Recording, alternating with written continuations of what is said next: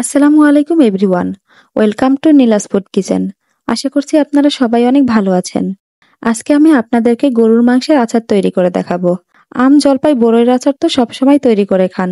চলুন এবার মাংসের আচারটাও তৈরি করে নেওয়া যাক। আর এই মাংসের আচার একবার তৈরি করে সংরক্ষণ করতে পারবেন 5 থেকে 6 মাস পর্যন্ত।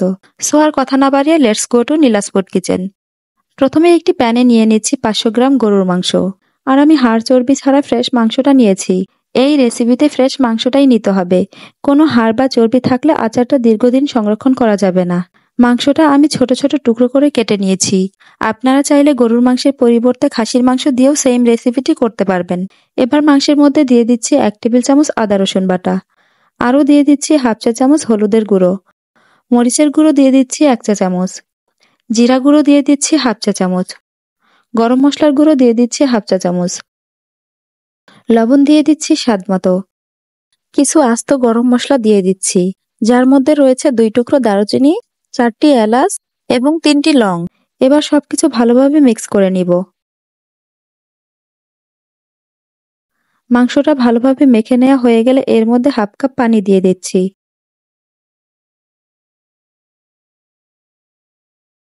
এখন প্যানটা ধরে সরাসরি চুলায় বসিয়ে নিব।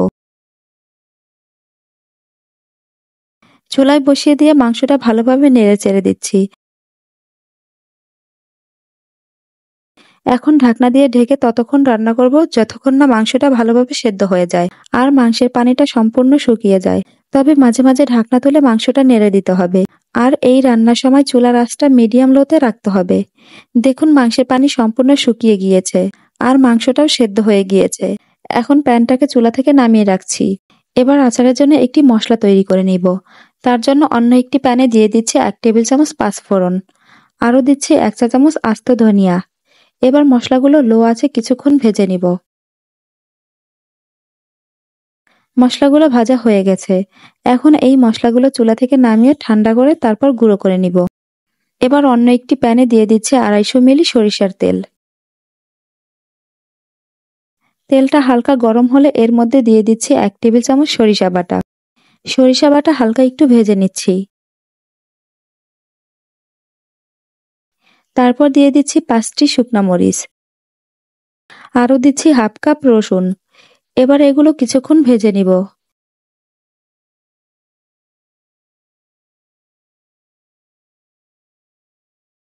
এখন সেদ্ধ করে রাখা মাংসগুলো তেলের মধ্যে দিয়ে দিচ্ছি। যে পাঁচফোড়নটা ভেজে রেখেছিলাম সেটা গুঁড়ো করে দিয়ে দিচ্ছি। আরও দিচ্ছি হাফ চা চামচ চিলি ফ্লেক্স। তবে ঝাল আপনারা আপনাদের স্বাদ মতো বাড়িয়ে বা কমিয়ে দিবেন। ভিনেগার দিয়ে দিচ্ছি 1 টেবিল চামচ। ভিনেগার দেওয়ার কারণে আচারটা দীর্ঘদিন ভালো থাকবে। এবার মাংসগুলো চুলার মিডিয়াম লো আছে ভেজে নিব। চুলার আঁচ বাড়িয়ে রান্না করবেন না, তাতে মাংসগুলো পুড়ে যাবে। তাই চুলার আঁচ কমিয়ে রান্নাটা করে নিবেন। ভাজতে ভাজতে যখন দেখবেন মাংসের রং এই রকম চেঞ্জ হয়ে গিয়েছে, তখন বুঝবেন রান্না করা হয়ে গিয়েছে। এই পর্যায়ে এর মধ্যে দিয়ে দিচ্ছি 1 চা চামচ পাঁচফোড়নের গুঁড়ো। আমি 1 চা চামচ পাঁচফোড়নের গুঁড়ো রেখে দিয়েছিলাম এই পর্যায়ে ব্যবহার করার জন্য। আরও দিচ্ছি হাফ চা চামচ বিট লবণ। ফ্রেশ লেবুর রস দিয়ে দিচ্ছি 1 চা চামচ। এখন আরও 1 মিনিটের মতো রান্না করে নিব।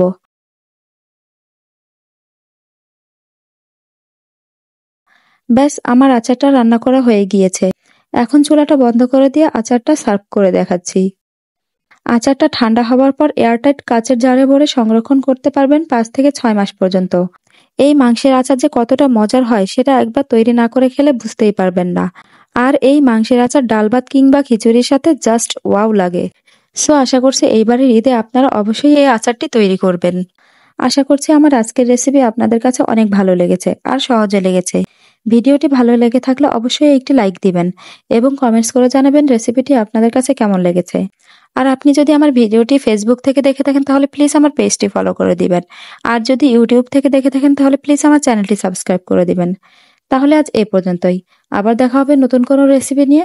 সে পর্যন্ত সবাই ভালো থাকুন, সুস্থ থাকুন। আল্লাহ হাফেজ।